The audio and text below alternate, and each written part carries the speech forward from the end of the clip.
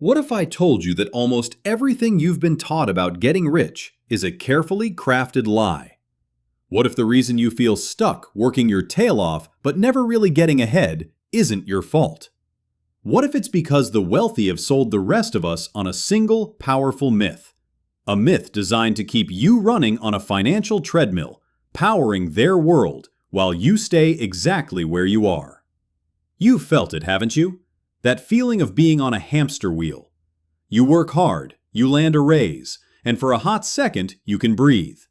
But then, almost by magic, your bills and expenses swell to meet that new income. You're running faster, sure, but you haven't moved an inch. You see the headlines about the widening wealth gap, and the advice is always the same. Work harder, get a better job, climb that corporate ladder and chase a bigger paycheck. And that right there? That's the lie. It's the most brilliant, insidious lie ever told because it sounds so reasonable. It's a trap that keeps hardworking people focused on one thing, earning more, while the wealthy play an entirely different game. They want you to believe your paycheck is the most important number in your financial life. Because as long as you do, you'll never see the truth.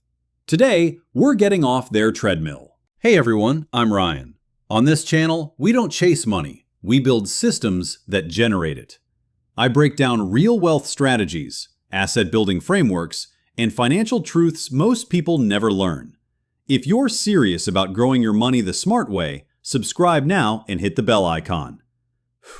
Let's build something that pays you back. The lie is this: a bigger income will make you wealthy. It's hammered into us from day one. What's your salary? What's your hourly rate? How big was your bonus? Society has trained us to measure our worth, our success, and our entire future on that one metric: how much we earn. We're told to get good grades to get into a good college to get a high-paying job. This is the path we're all sold. And why is this lie so powerful? Because it feeds the very system that benefits the people at the top. It turns you into a 5-star consumer. The moment you focus only on getting that bigger paycheck, a sneaky little phenomenon called lifestyle inflation kicks in. You get a 10% raise, and somehow your spending goes up 10%, maybe even 12%.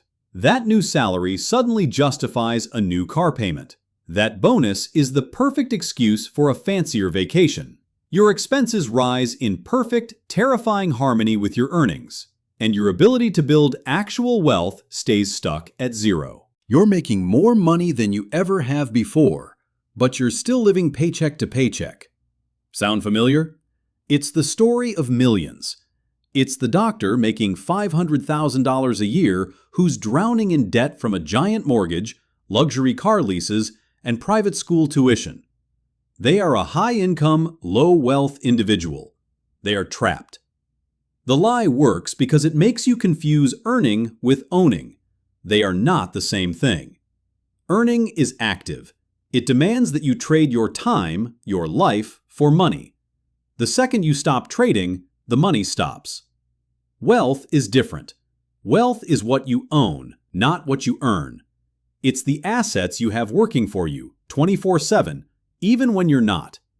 This obsession with income keeps you on the hamster wheel, always looking for the next promotion, the next side hustle, the next temporary cash injection. But it's a short-term game of survival and appearances. It's about affording the monthly payment on a life you don't actually own. The wealthy know that if they can keep you chasing the carrot of a higher salary, you'll never have the time or energy to notice they own the whole carrot farm. Want proof? Prepare to have your mind blown. Major studies, like the one conducted by Ramsey Solutions with over 10,000 millionaires, have shattered this myth. One of the most shocking findings is that 1/3 of millionaires never had a 6-figure household income in a single working year. Let that sink in. A huge chunk of millionaires got there on a normal, average income. They weren't high-flying CEOs or Wall Street traders. They just understood the one truth the wealthy have known for generations. They rejected the lie. So if focusing on your income is the lie, what's the simple, almost boring truth the wealthy live by? Here it is. This is the whole game. The wealthy don't focus on their income. They focus on their asset column. That's it.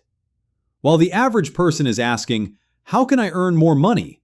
The wealthy person is asking, how can I acquire more assets? It's a completely different question that leads to a completely different life. So what's an asset? The definition couldn't be simpler.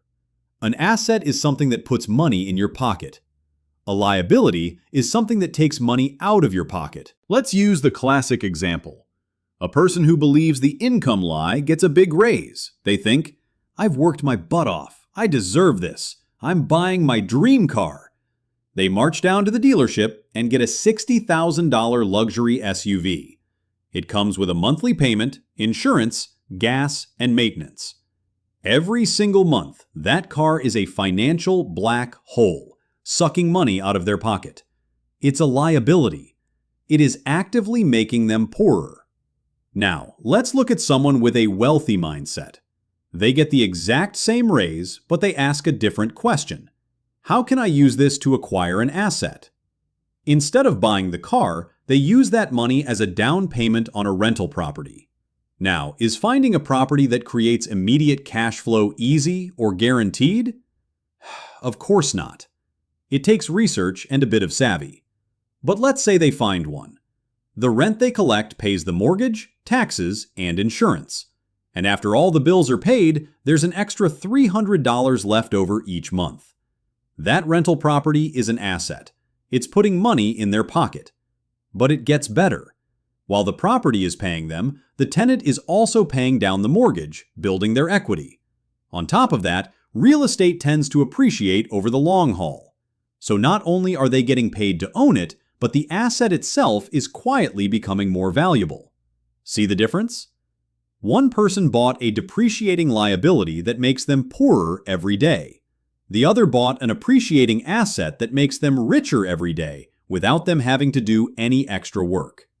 They both started in the same place. One chose consumption. The other chose ownership. This isn't some secret handshake.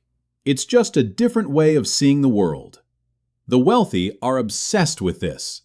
Before any major purchase, the first question is always, asset or liability? They are laser focused on acquiring things that generate income. Stocks that pay dividends. Businesses that produce profits. Real estate that provides rent. Their job income isn't the end goal. It's just the seed money to buy more and more assets. For most people, the paycheck is the prize. For the wealthy, it's just the starting line. Okay, knowing the truth is one thing. Living it is what matters.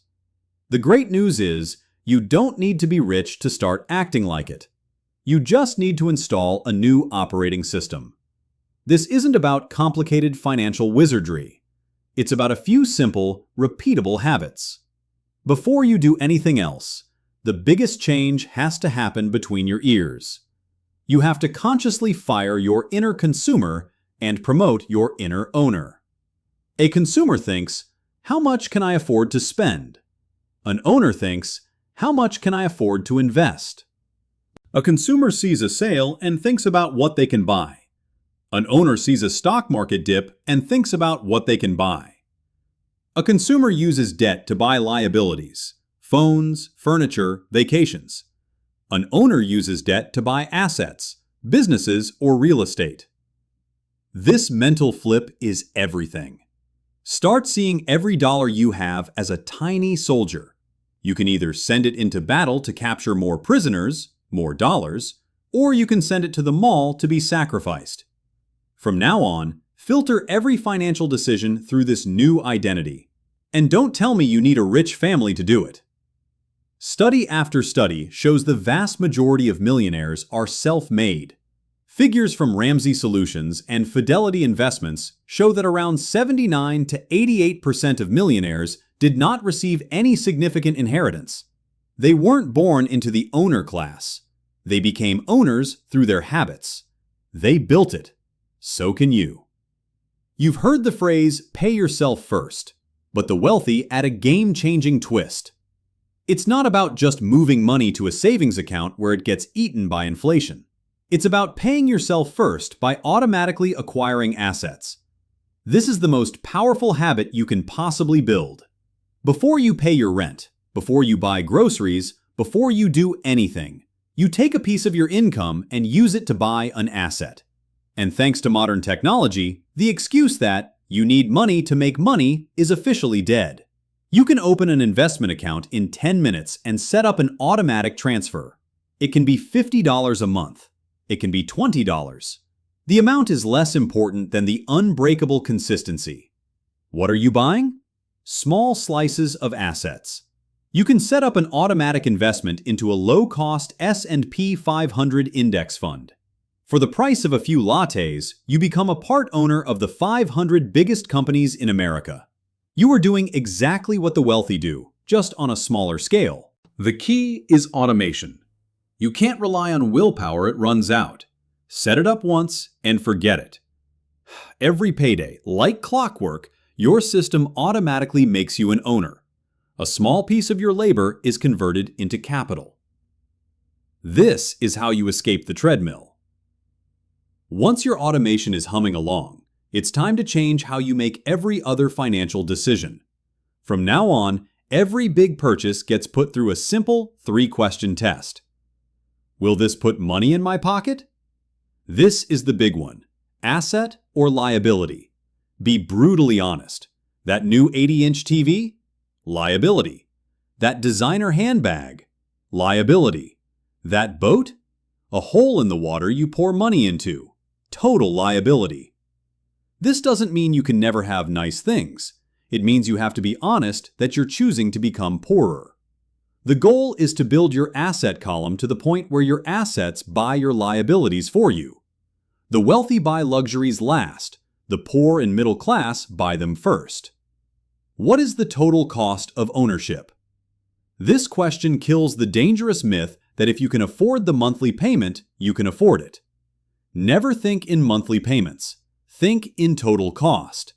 That car isn't $500 a month. It's the $30,000 price tag plus $5,000 in interest plus $6,000 in insurance plus gas plus maintenance. Suddenly, that car is a $47,000 financial decision, not a $500 one. When you force yourself to see the real number, the appeal of most liabilities just evaporates. What is the opportunity cost? This is the 4D chess move, the question the wealthy obsess over. Opportunity cost is the future value you sacrifice when you make a decision. When you spend $47,000 on that car, you aren't just giving up $47,000. You are giving up what that money could have become. If you had invested that $47,000 in a simple index fund, over 30 years, it could have grown into hundreds of thousands of dollars. So the real cost of that car wasn't $47,000. The real cost was a piece of your financial freedom. When you start thinking like this, spending money on liabilities starts to feel physically painful. That pain is a good thing. It's your new owner mindset taking over. This is maybe the most misunderstood secret of the wealthy: using debt. The lie you've been told is, all debt is bad. It's a safe lie meant to keep people from blowing themselves up financially. But the truth is more nuanced. The wealthy know there's bad debt and good debt. Bad debt is what we've been talking about: borrowing money to buy liabilities. A credit card for a shopping spree. A loan for a jet ski. You're paying interest to acquire something that's losing value and sucking more money out of your pocket. It's a double whammy of wealth destruction. Good debt, on the other hand, is one of the most powerful wealth creation tools on earth. Good debt is borrowing money to acquire an asset. Remember our rental property example? That person used a little of their own money and borrowed the rest from the bank. They used leverage. They are controlling a $250,000 asset with only $50,000 of their own money. The asset then pays for its own debt, and the owner keeps the cash flow and gets the appreciation on the entire $250,000 property. This is how fortunes are built. The wealthy rarely use their own cash for big purchases. They use other people's money, OPM, usually the banks. They get a business loan to expand a company that then generates more than enough profit to pay back the loan. They use a mortgage to buy an apartment complex, and the tenants pay it off for them. You don't have to go get a commercial real estate loan tomorrow, but you must kill the all debt is bad myth in your mind. Understand that a student loan, if it dramatically increases your earning potential that you then use to buy assets, can be good debt. A mortgage on your home is generally good debt because you're building equity instead of making a landlord rich. The key is to always ask, am I borrowing to buy an asset or a liability? Answering that one question correctly is a financial superpower. For years, you've been running a race you were designed to lose. You were told to stare at the scoreboard of your income, while the wealthy were quietly buying the entire stadium. The lie is that your paycheck will make you rich. It won't.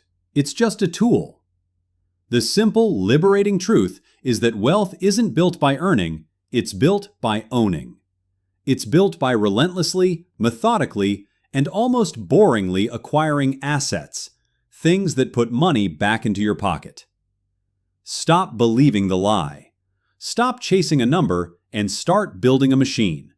Start today. Shift your mindset from consumer to owner.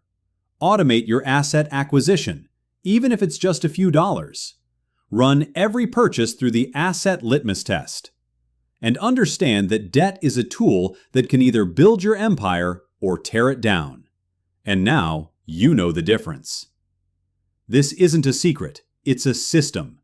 It's the system they use, and now it's yours. If you're ready to stop playing their game and start winning your own, subscribe for more truths about building real wealth. And if you're serious, subscribe to my channel and watch my next video. It's time to get started.